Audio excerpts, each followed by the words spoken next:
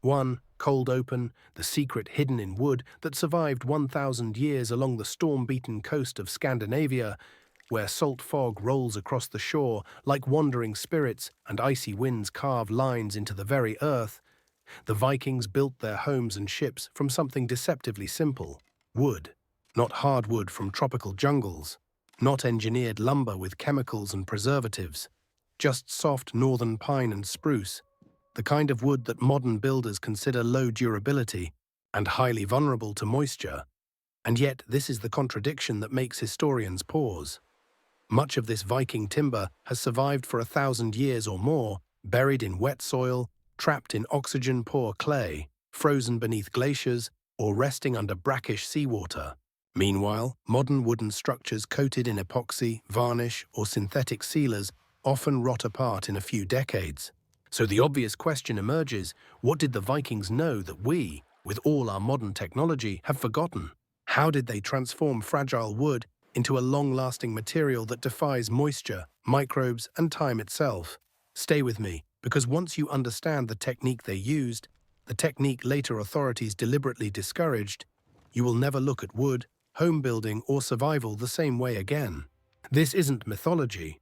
This is engineering. Ancient, elegant, and more advanced than most people realize. 2. The core problem: Vikings didn't fight water, they controlled it. Modern construction fails because it fights against the laws of nature. We try to seal wood completely, trapping it inside layers of polyurethane, epoxy, or plastic-coated paint. These coatings look strong at first, but they are vapor impermeable. They don't allow moisture to escape. And in northern climates, where freeze-thaw cycles can happen dozens of times each winter, that mistake is fatal. Here's what wood scientists agree on today: moisture inside wood is far more destructive than moisture on its surface. When vapor gets trapped under a non-breathing coating, it accumulates, expands during freezing, fractures the finish, and eventually rots the core. This is why modern decks, cabins, and boat hulls decay from the inside out, even when the exterior looks protected.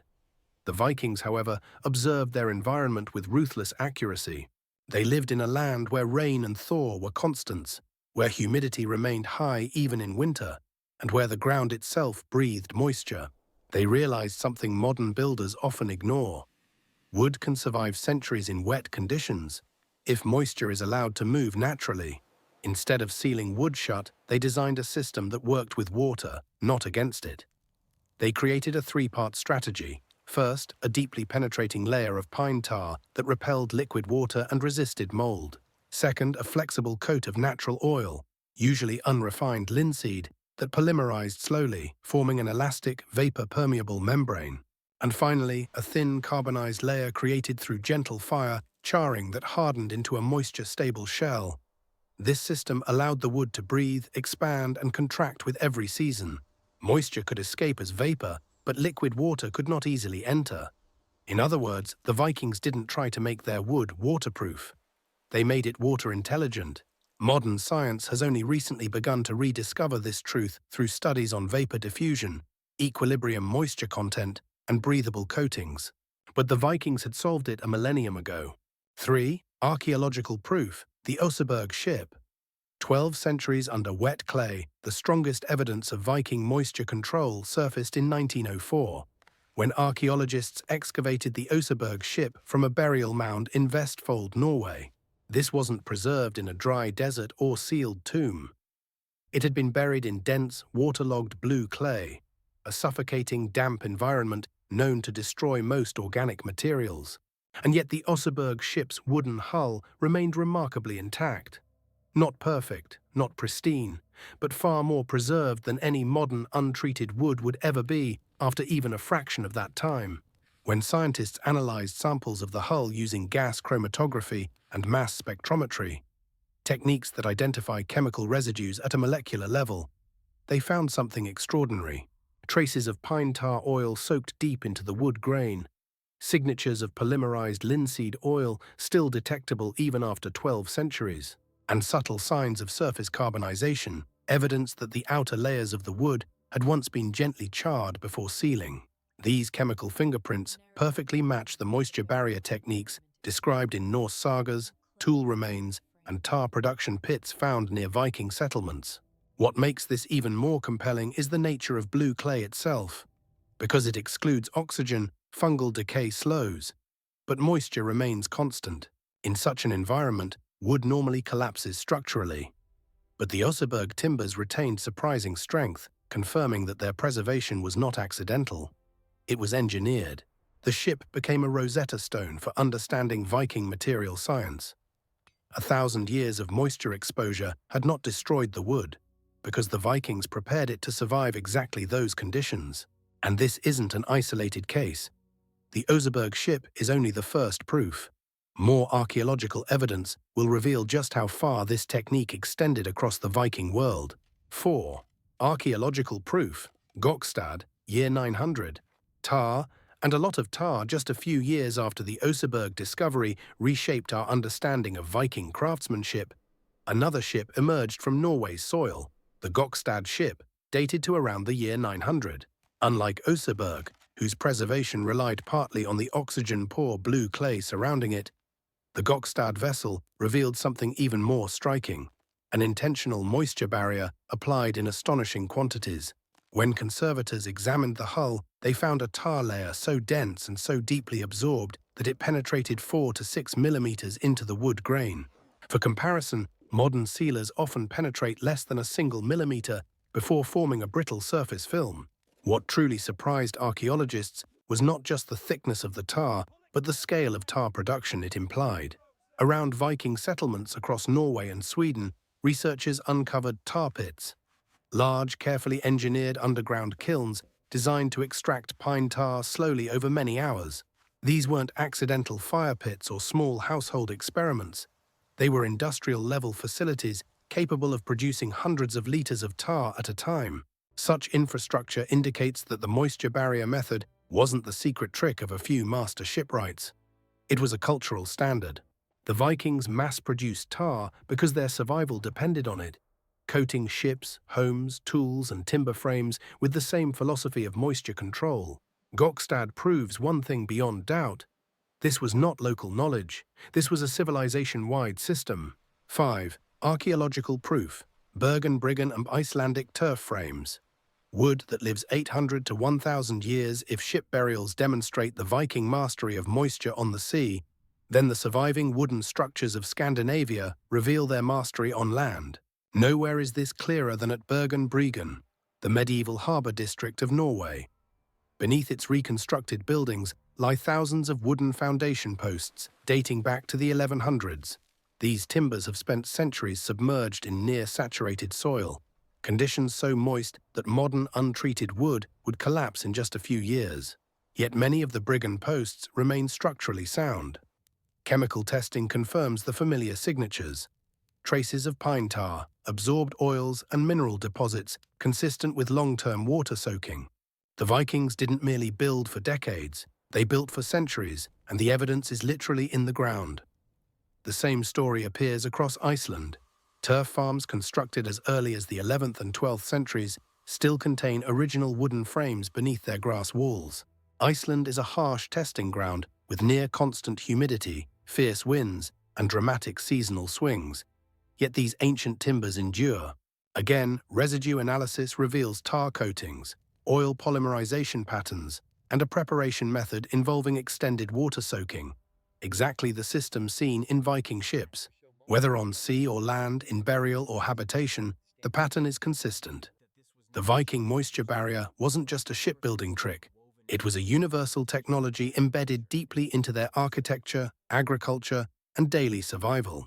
6. Technique breakdown. Boiling tar chemistry, the pine resin alchemy. Modern science can't recreate to understand why the Viking barrier is so effective.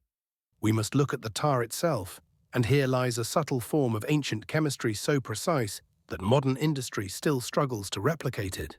Viking tar wasn't boiled quickly over open flames. It was extracted slowly, at low and carefully controlled temperatures, through long earthen kilns that distilled pine resin over many hours.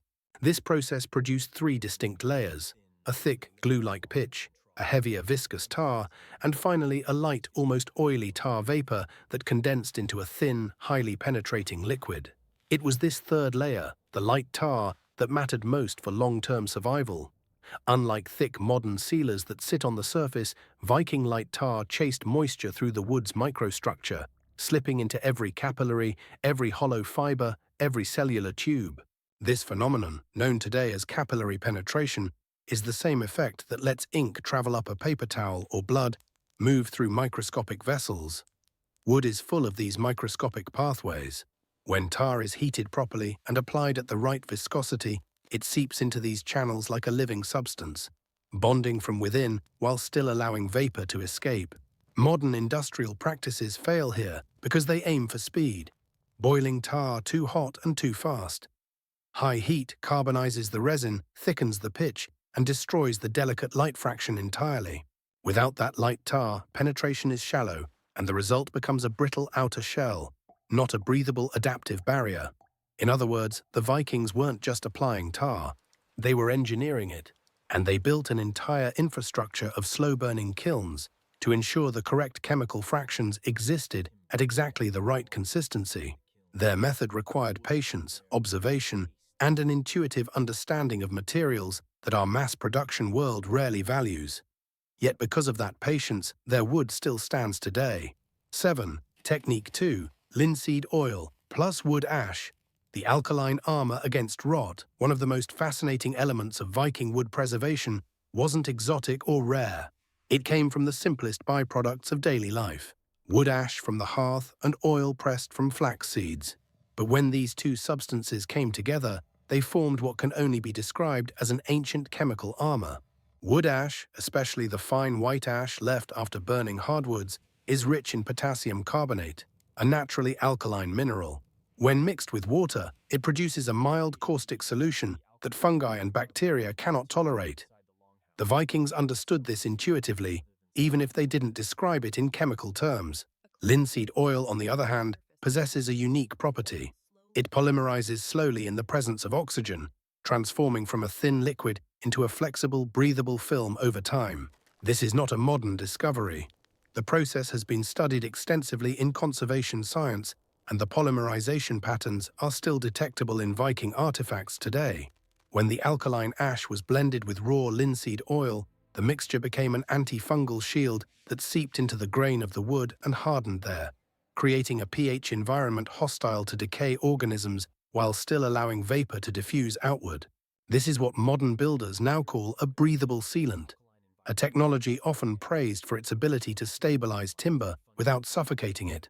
But the Vikings mastered this principle 1,000 years before the term existed.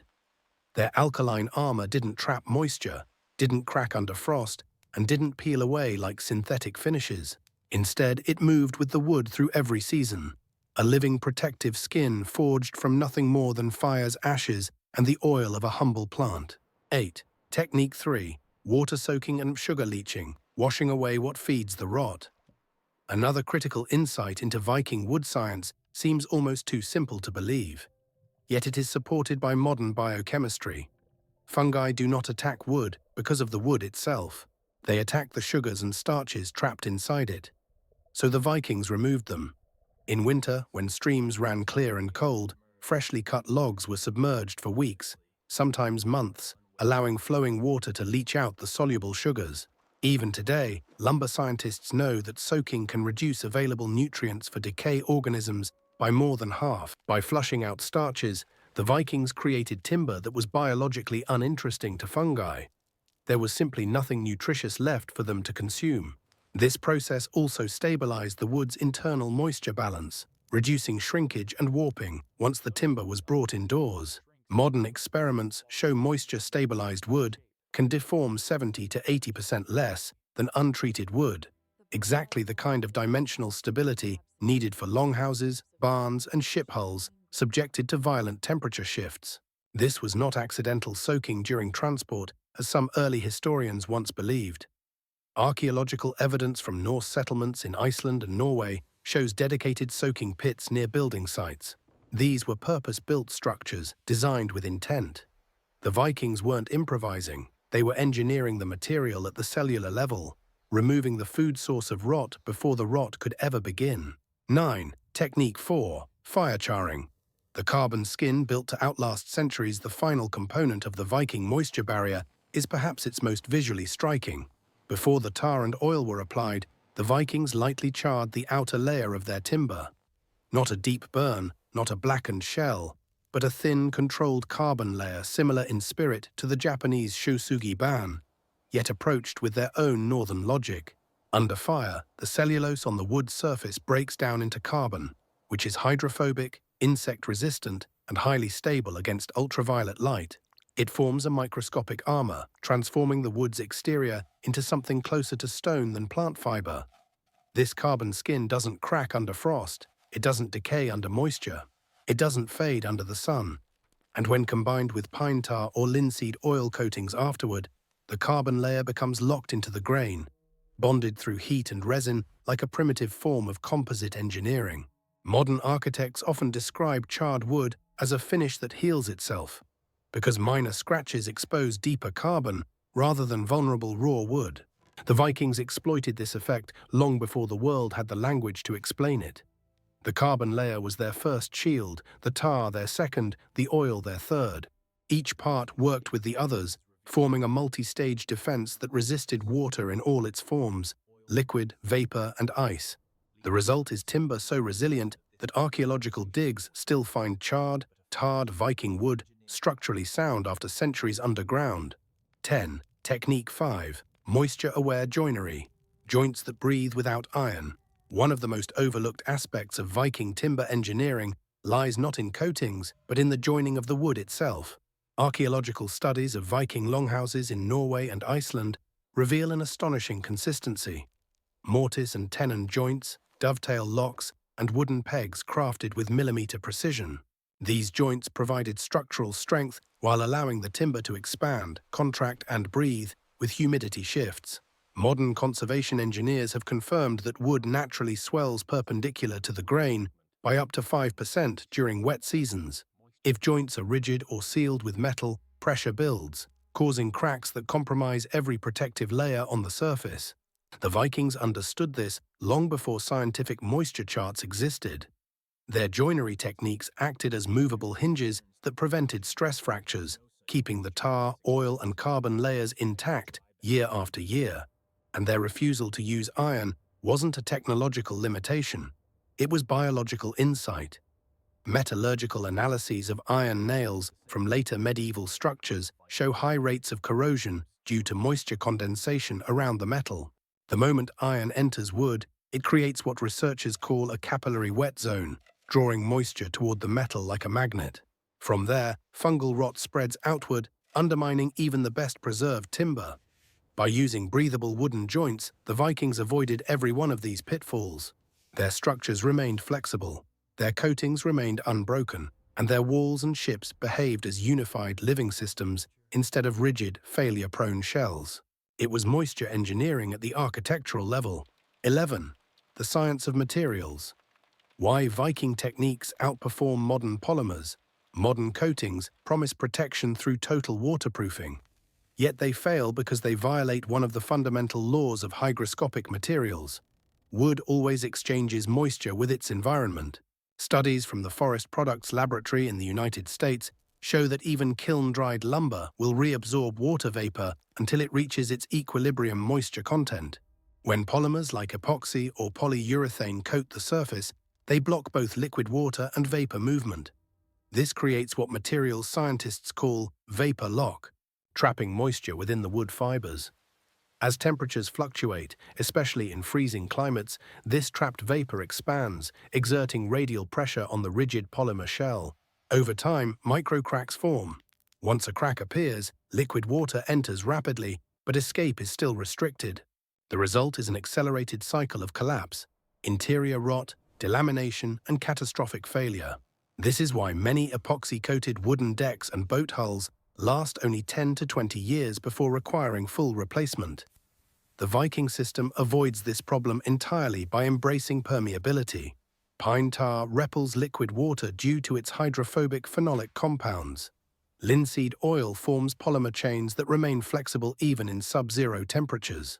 The carbonized surface resists UV degradation, insects, and fungi. Yet all three retain vapor permeability, allowing internal moisture to escape harmlessly. Modern lab tests show that tar-treated wood maintains significantly lower internal moisture levels than polymer-coated wood under identical humidity cycles. This one-way moisture gate, letting vapor out while blocking water from entering, is what makes Viking timber survive centuries. Their method aligns perfectly with the natural behavior of the material, while modern synthetics too often fight against it and lose. 12. Cross-civilization parallels. When distant cultures discover the same truth, what makes the Viking achievement even more compelling is that completely unrelated cultures facing similar climates independently arrived at the same principles. In Japan, the Yakisugi method, carbonizing cedar before sealing it with plant oils, has been documented since at least the 1700s, though similar methods likely existed far earlier. Modern Japanese architects still use Yakisugi because its carbon layer remains weatherproof for up to 80 years without maintenance. Across Russia and the wider Slavic world, archaeologists have found birch tar residues on wooden building frames, arrow shafts, skis, and storage vessels dating back over 3,000 years. Chemical analyses from the University of Copenhagen identify the same tar-derived phenols and ketones found in Viking samples, proving this wasn't coincidence, but convergent evolution of material science. Among the Sami and Finnic peoples of northern Scandinavia, tar treatment was essential for skis and sleigh runners. Without a moisture barrier, wet snow would cling to the wood, freezing into a layer of drag that made travel nearly impossible. Tar created a hydrophobic surface that resisted snow adhesion, improving mobility across the Arctic. Even indigenous Alaskan groups perfected smoke hardening, using compounds from wood smoke to create a preservative layer rich in creosote-like molecules. This made timber frames and tool handles resistant to both moisture and insects in subarctic environments.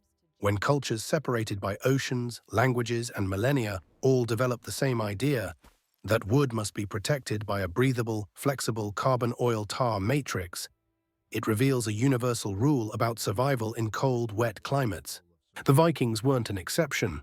They were part of a global pattern of understanding wood as a living material that must be guided, not sealed. 13. Modern failures. Why today's wood dies while Viking wood endures. Modern builders often look at preserved Viking timber with disbelief, wondering why wood from 1,000 years ago survives while decks and cabins built today fail within a generation. But the answer is brutally simple. Modern construction favors speed over understanding. Lumber is milled too quickly, dried artificially, coated with synthetic films, and exposed to environmental cycles those films cannot withstand. Numerous studies from European timber research institutes show that polymer-coated wood can trap up to 5 times more internal moisture during seasonal humidity swings than wood treated with natural oils or tar-based solutions. Once that moisture becomes trapped, decay fungi begin their work from within, attacking the lignin that gives wood its structure. The damage often goes unnoticed until the outer shell suddenly collapses. A deck builder in a coastal climate knows this problem well. Epoxy that looked flawless in year 1 starts to blister by year 5. Varnish peels like sunburnt skin. Even pressure-treated lumber, saturated with chemical preservatives, warps and splits because its internal moisture pathways have been disrupted. In contrast, Viking timber, treated with breathable, flexible, vapor-permeable layers, avoids all of these failure mechanisms. Their tar didn't peel, their oil didn't crack, their carbon layer didn't degrade under ultraviolet light, and their joinery prevented stress fractures entirely. Modern builders often trust products, while the Vikings trusted physics. That is the difference between a lifespan of 20 years and a lifespan of 12 centuries. 14. The philosophy behind the craft, respecting the nature of wood while the scientific explanations are compelling. There is a deeper truth to the Viking approach, something closer to a philosophy than a technique. The Vikings understood that wood is not an enemy to be restrained, but a partner that must be allowed to behave as nature designed it to. They observed how trees swelled with rain, shrank in dry winds, twisted under winter frost, and straightened during the thaw. They learned that a successful structure was one that cooperated with these movements instead of resisting them. This is a philosophy seen across pre-industrial cultures. The builder adapts to the material, not the other way around. Modern engineering often ignores this wisdom, forcing wood into rigid geometries and coating it with chemically rigid skins. In doing so, we break the natural relationship between material and environment. The Vikings, however, embraced the idea that survival demanded harmony rather than domination. Their homes breathed, their ships flexed with the waves, their beams and pillars expanded and contracted freely without compromising their protective layers. In every aspect of the Viking moisture barrier, we see the same principle repeated. Stability comes not from fighting nature, but from understanding its rhythms. 15. Practical applications today. How to use Viking logic in the modern world. Although most of us aren't building longhouses in the Arctic, the Viking principles of wood preservation translate perfectly into modern life. For homeowners, treating outdoor structures with raw linseed oil blended with wood ash can create a long-lasting, breathable finish far superior to plastic-based varnishes. Light fire charring on fence posts, garden beds, and outdoor furniture can provide a durable carbon layer resistant to insects and rot. Using pine tar as a final sealant enhances water resistance, while still allowing the wood to vent internal moisture. For builders working in damp or coastal environments, incorporating moisture-aware joinery, like mortise and tenon frames or wooden pegs, can prevent cracks that synthetic caulks and metal fasteners often create. Even something as simple as soaking lumber in clean water for several days before installation can reduce warping and extend lifespan. In workshop and homestead communities, these methods are being rediscovered because they work with the environment rather than against it. When applied correctly, these ancient techniques can make modern timber structures last not just decades, but generations. 16. Cinematic conclusion. What the Vikings tried to teach us when we peel back the layers of Viking engineering, we uncover something extraordinary. A complete moisture control system built from nothing but natural materials, deep observation, and generational wisdom. Their ships, resting beneath clay for 1,000 years, still hold the chemical fingerprints of tar, oil, and carbon. Their homes, framed with soaked charred timbers, still stand in Iceland's windswept valleys. Their knowledge wasn't primitive. It was refined through centuries of survival, shaped by a relentless climate that tolerated no mistake. Yet as centralized kingdoms emerged and industrial building methods took over, these techniques were pushed aside, labeled outdated or unnecessary. But history has a way of revealing the truth, and the truth is this: the Vikings achieved something modern technology has not yet surpassed. They created wood that endures, not through force, but through harmony. Not through synthetic coatings, but through a deep understanding of material and environment. So as we confront a world of increasingly harsh climates and fragile infrastructure, perhaps the question is no longer, how did the Vikings do it? But rather, why did we ever stop? If this kind of forgotten knowledge matters to you, share it. Because some wisdom deserves to be remembered. Not for nostalgia, but for survival.